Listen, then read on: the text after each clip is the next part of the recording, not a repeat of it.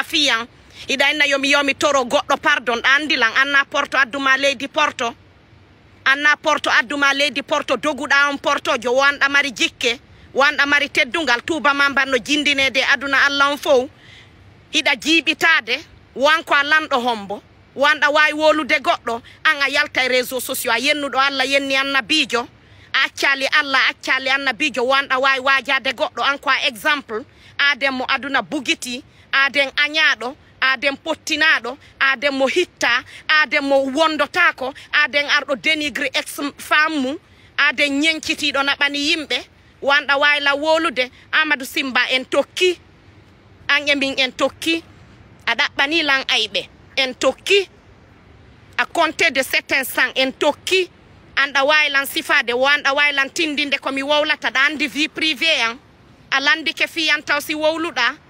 nego cer hara mi alfinima dossier on mi ari mi sifoto ko feƴƴi kon mais Amadou Simba dekkowo beere on o uddoto yalta e réseaux sociaux toroto lam pardon sina ɗum mi yakkitata o problème mi portante taw plainte contre diffamation à afficher sans mon consentement à participer à ce qu'on me dénigre sur les réseaux sociaux Amadou Simba woko lanɗo honu lanɗo payle lanɗo wecce lanɗo hombo wo lanɗo nyenkitotoɗo jiibitotoɗo naɓana yimɓe lanɗo dekkowo beere hamuri lanɗo aden feetuɗo lanɗo mo ala carrière musique o jokki musique a ronki o firali o barkali lanɗo kuddi Amadou Simba min ɗa wayla wowlande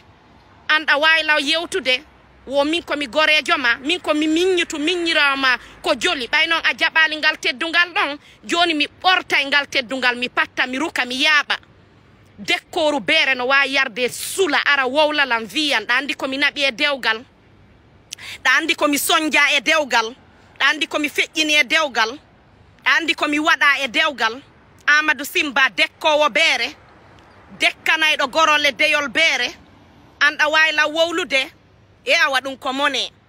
aden mo wona lasili mo wona dimo mo anda ko faala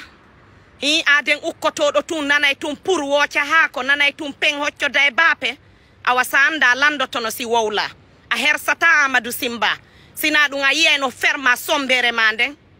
kono ɓay Allah waɗi a inni hunduko ma kon ɗa ŋaaɓi ko wa baafal iɗa ukkiɗa hekka ɗa dekka hekka si dekka